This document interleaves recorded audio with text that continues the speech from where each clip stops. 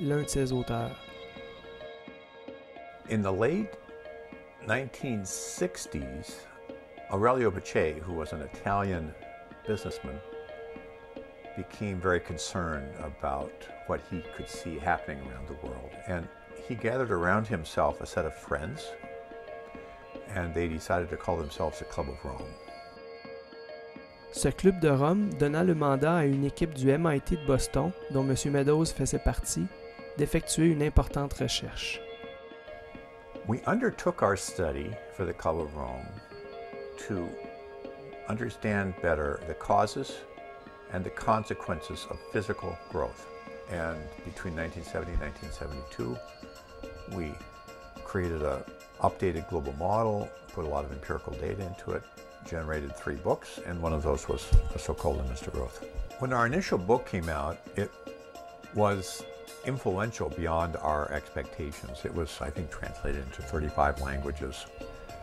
It won the German Peace Prize and so forth. It had an amazing impact.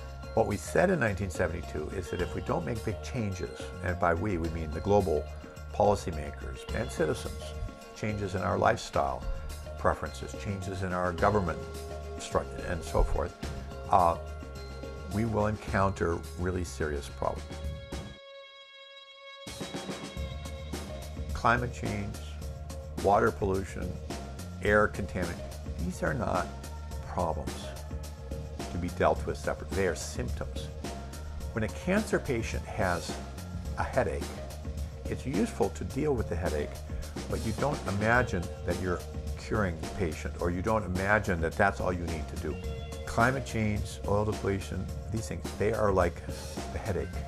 They are the symptoms of a planet in which the use of material and energy has grown above sustainable levels.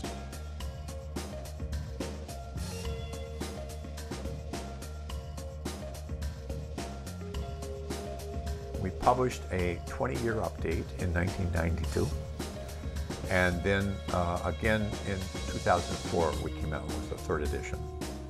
The books are significantly rewritten, although the model is more or less the same. And unfortunately, the scenarios are the same.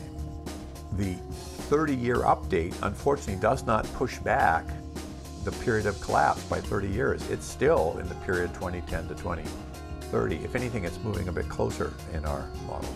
We don't have the choice of sustaining population and industrial growth forever. Living on a finite planet means that's impossible. We have a choice about what pressures will bring it to a stop. Either we can pick them, or the planet will pick them. Presently, we're relying on the planet.